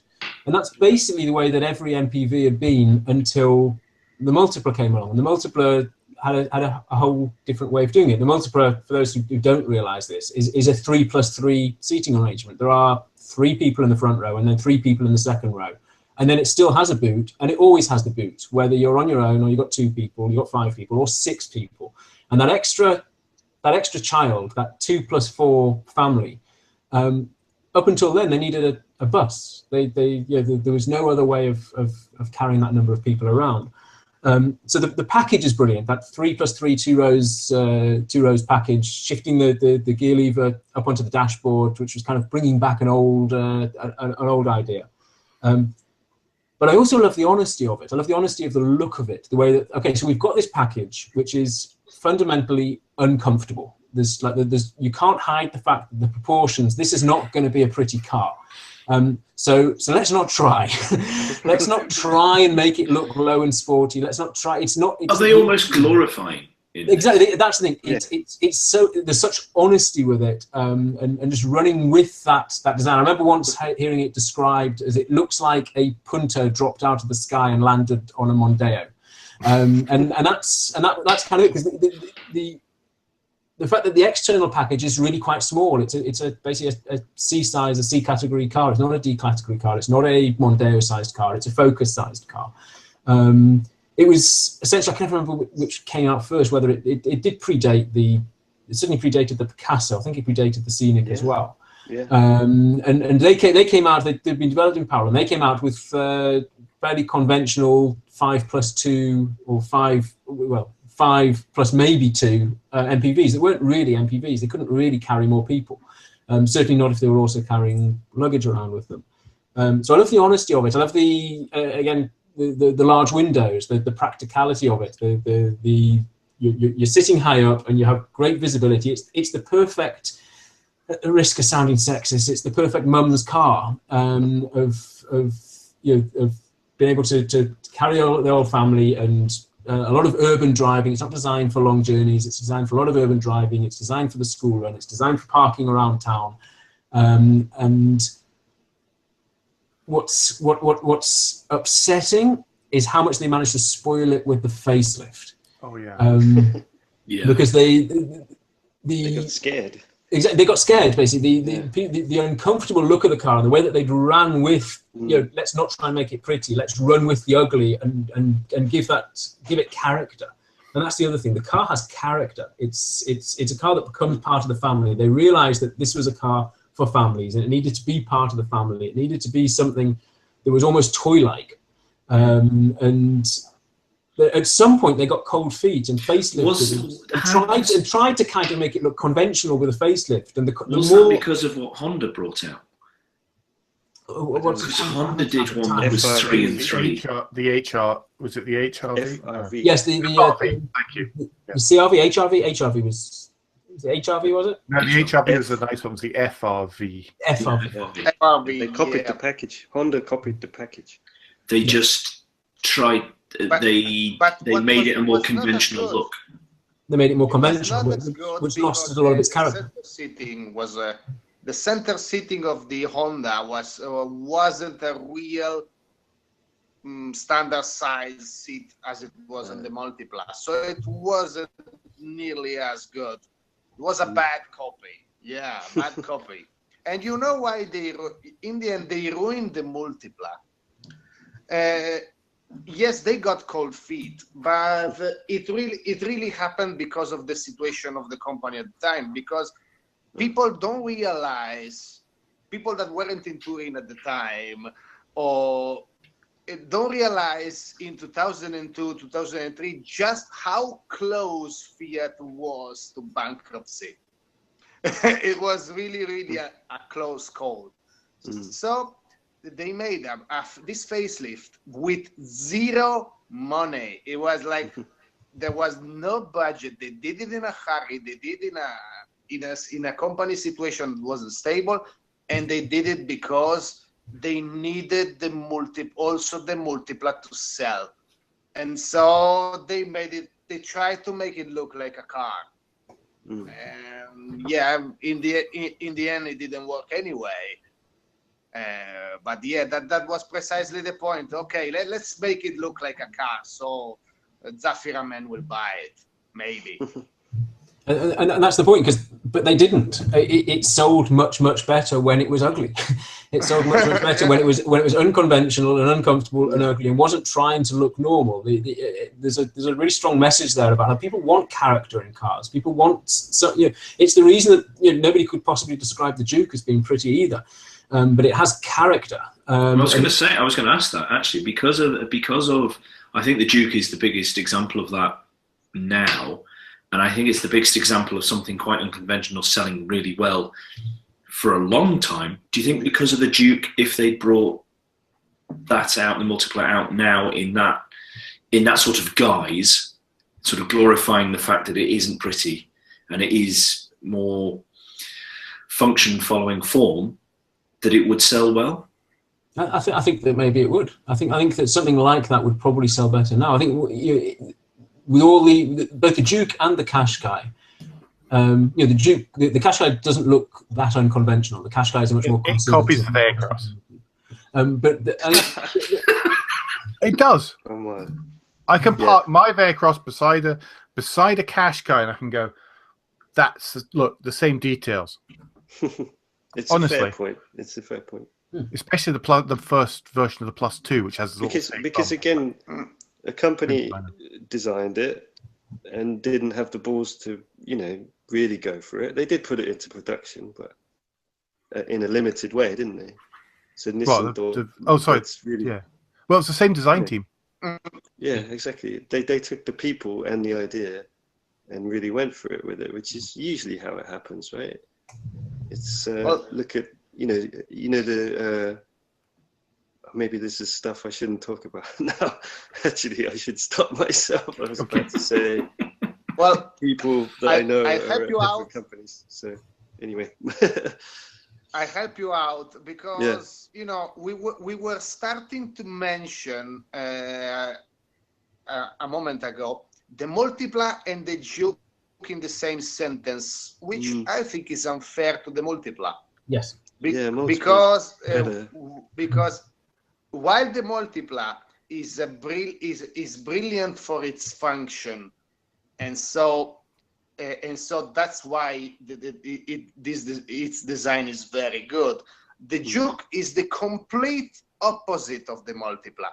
Is pure extravagance at the expense of the usability of the vehicle, because of its design. It's very, very, very small inside. I've been forced to sit in the back of a Duke on a number of occasions. I agree completely. But do you think then it's been successful because of people's aspirations? They wanted this particular look. They wanted the aspiration of this chunky off-roader type look thing without way off having. Now. I know, but we'll come back to it. But I'm just trying to work out why was the Duke successful where the Multipla wasn't? Then I think Duke fundamentally looks good to some people. I think we are just a particular type of person that are judging it in a particular way, and I think the people buying it think it looks fantastic. And I think I agree with you. I think it is an aesthetic. It is an aesthetic gut reaction to it that it'll probably do what the other things I need to do, and because it's a bit high up, of course I can get the kids in, and I think that's how people went and have bought it. I mean, essentially, Matteo's right that they're totally different cars, and that the Duke is like any Ferrari. It's just designed to look cool, right? It looks really cool, and there are some people that think it looks ugly. There's some people that think it looks fantastic, but you can't deny it's not cool, right? Right, it's cool is valuable. So. The fairer comparison is actually probably between the Qashqai and the Multipla, because those are really sitting in the same category. And the Multipla predated the Qashqai by 10, 15 years, something like that, at least 10 years, of trying to redefine what the family car was. Perhaps, I mean, there's a mixed lesson here, because when the Multipla became more conventional looking, it stopped selling completely rather than only selling a little. Whereas the Qashqai did pull that off by being more conventional looking, certainly the first one at least. But do we think then that there is? But the Qashqai doesn't have a lot of the brilliance of the Multipla in terms of the package, in terms of what it actually does. No. Do you think we're missing that at the moment? But to be fair, that we're missing really, really clever packaging. Well, yeah, but to be fair to Qashqai, no one had ever heard of a V-Cross or seen one. So to the most, It's only weirdos that know that. Yeah, it's an incredibly niche thing. So you know, the Qashqai was, I mean, even the press didn't remember the V-Cross. So no, well, Alan gets that now. If he goes to an event and there's motion, they go, there are still a few that go, what, hang on, what's one of those? And I didn't have a clue until I got up close, and it's thoroughly wonderful. I get asked by all sorts of people on Twitter, often journalists. What is that? Yeah, so the Qashqai did bring that aesthetic to everybody. And the aesthetic that the Qashqai brought, and it's really well explained by the designer, Matt Weaver, that did it, that above the, you know Matt Weaver, right? He was my, yeah. But you know, if you look above the wheel line, it's a sports car, and below the center of the wheels, it's an off-road. If you divide it in half on the side view, that's very clever. So he actively did the top half like a sporty car, and the bottom half like an SUV, which is again what the V-Cross did. So they borrowed that idea quite wholesale. But no one had ever seen that on a production car. I mean, no one had ever, it's literally, like you said about a Panda falling on a Qashqai is a Mercedes SLK with the bonnet, right? That's landed on top of a Land Rover. Right. The two just like do this. And there's a dividing line, which is very clever. No one had ever done that before. And it sounds crazy. And so it was quite groundbreaking in that sense. Multipler, again, brilliant design, because it's not really, the whole design has been thought through. You know? Qashqai's kind of just literally mashing two cars together. But it's still brilliantly designed, you know. I owned one, I loved it. I thought it was just a stunning looking thing, but the trunk in it, the boot was tiny. So, but yeah, it looked great. I mean, I remember a good comment when I owned one for a couple of years. We lived on a terraced house, so a house with a bunch of others. Neighbors had an Audi A4. One neighbor had a Porsche 911 and a 3 Series. So it was decent neighbors, right? One guy had a Land Rover Discovery 3. And we moved out of that house. We sold the house, and I sold that Qashqai for a Volvo. And our neighbor with the Audi said to us, "Oh, I'm going to miss that car. It made our street look really rich. It made us look wealthy, this street." And that he's talking about the Qashqai, because he didn't know what it was. He just thought it looked really expensive. And he drove an Audi that cost twice as much as my car. So that's what the Qashqai brought to the family market. Is for 20 over in Finland, it was still pretty cheap, despite our tax, and it looked expensive, and all of my neighbors thought that, which I never expected that. It was really strange. Yeah. I remember thinking, what? It's a Nissan. How could you think that? But that's styling, what it can do. So is the SUV a trend, or is that a thing? Another example, so if we want to throw out another example of a car with a mismatch between how much it actually costs and what it looks, then I would throw out the Cactus. Yeah.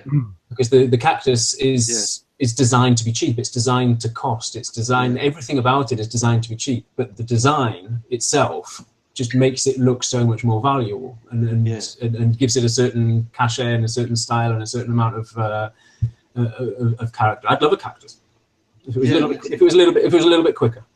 Yeah, we went to, and they're surprisingly small. Yeah. They're surprisingly small. They're a lot smaller than you think it is. There's a chap up there who lived a couple of doors up. He had one. He moved into a rented house up the road from us, and I thought they were bigger. All the pictures, the design just gave the impression that everything was bigger, but it's just like it's been shrunk. Like it's 0.75% on the photocopier of what you expect it to be, and it doesn't lose out for that at all. I'm not. No. That's not a complaint. I think it still looks brilliant. It's got the best interior. I mean, that has a better interior than it's not got enough dials and knobs. Cool, but it's really expensive. We are raising an interesting point that is as old as the automotive industry itself, or at least as old as car design itself. A car to be successful, you need the people to think they are buying more. They're buying more more car than they are paying for. You know? Yeah. Exactly. And that was the old William Lyons trick to sell you a Jag that looked $1 million, but it didn't cost $1 million. Yeah. You know, it cost half the price of a Bentley. Yeah. You know, but you get an even cooler car. That That's that what good has design always should do. been the trick.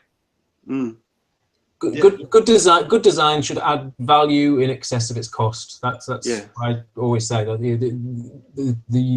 one of my problems at work is that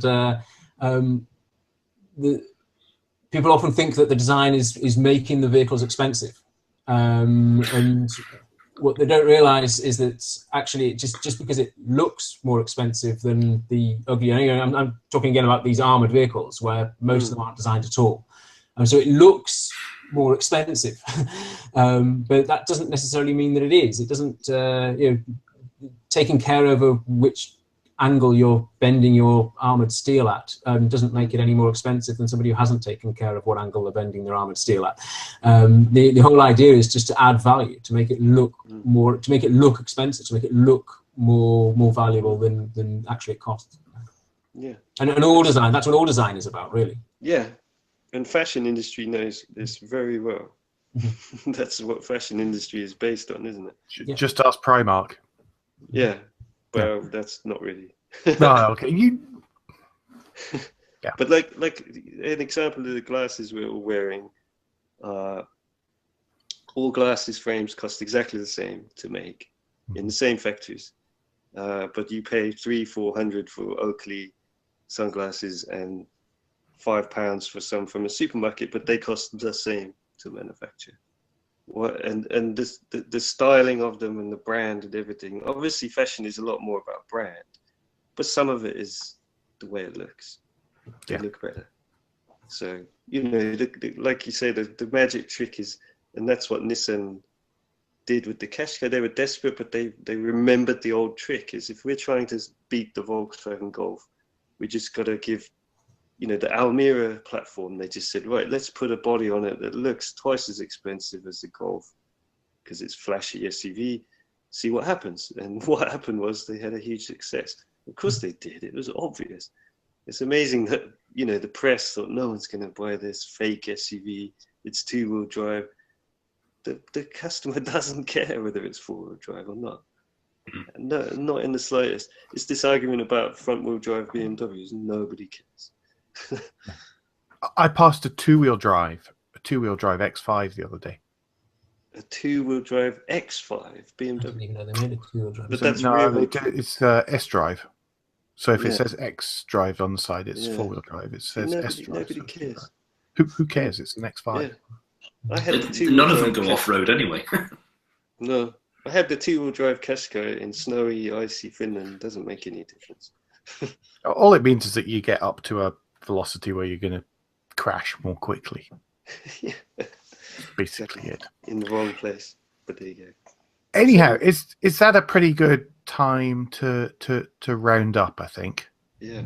As I think it's probably working into the morning for some people now. Yes. Oh, it's the next day. Kindly come into our call.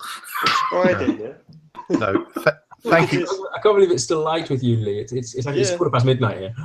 Yeah, same here. But quarter past midnight looks like that out there. So there we go. That's Finland. That's Finland for you. It doesn't get that. Special Scandinavia, you see. Yeah.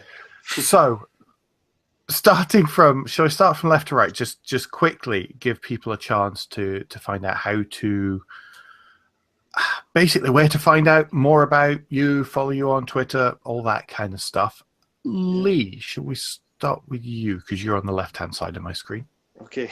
Well, I'm on Twitter. I am Eclat521, and then I think everything else. I have a website, and then it links to everything else you can find out about me. So that's. But the other thing I do is on Instagram. I'm Crap Cars of Finland. It's a really good account, well worth following. Which is kind of sticking around with me, yeah. And then hopefully you can find out work stuff that I might retweet and things like that. So cool. Thank you. Nia, you're next from left on my screen. So do you want to Yeah, Let Twitter, everyone know. as always, is the best. It's a Nir_Khan. It's NIR underscore and KAHN. You need to get the A and the H the right way around, or just look for me somewhere and you'll find me. And Nir's had a really interesting series on vehicle design on LinkedIn as well. So if you are unfortunate enough to have to use LinkedIn for work, definitely have There a is little a search. definite reason to go use it now. There is. It is the only reason to go on LinkedIn. No, there's excellent articles there. I've really enjoyed reading those. So thank you, mate. And there'll be links to all this stuff, of course, in the show notes too. Last but not least, Matteo. Well, my LinkedIn is pretty boring, so it's not worth really checking out. But the action is on Twitter, of course, when, as you all know all too well, I rant about design and post general geekery about obscure French and Italian cars, especially. So the account, the handle is Roadster Life, Roadster, and yeah, I think there is the low. Is it Roadster low bar life, etc. I don't even remember what my handle is. I'll have it in the show notes. Don't worry about it. It'll all be in the show notes. Chaps, just quickly, thank you. As we've just said, it's after midnight for at least one of you. So thank you so much for taking the time to join us. It's really been good. Thoroughly enjoyed that, and hopefully you have too. Yeah, been good fun. Thank you. Cool. Okay. Yeah, Thank you very much. Awesome. Thank you. So everyone at home, don't forget that between now and next week, you can give us any feedback and share your thoughts with the show at Motoring Podcast on Twitter and Instagram, on Facebook, and on the contact page of motoringpodcast.com, the hub of all our activities. Don't forget to support the show. The absolute best way, if you can, is to subscribe to our Patreon, which is there's a link at motoringpodcast.com. It's the orange button on the right hand side which says become a patron. If you'd follow that, it tells you all about it. Different levels gives you different amounts of stuff back again, because we really do value your support. If you can't do that, then if you could tell a friend, like and review on iTunes or the podcast playing platform of your choice, we really would appreciate that. Andrew, usual ways to get in touch with you. So Twitter, as it seems to be with everybody else. If you search for Crack Windscreen, you'll find me there. And Alan, if people want to tell you how you're wrong about things, what's the best way for them to do that? I'm always wrong about stuff, and it's at AJP Bradley. That's BRADLEY. Again, on Twitter and also Instagram. We'll be back before very long, but until then, I've been Alan Bradley. I've been Andrew Clues. And safe motoring.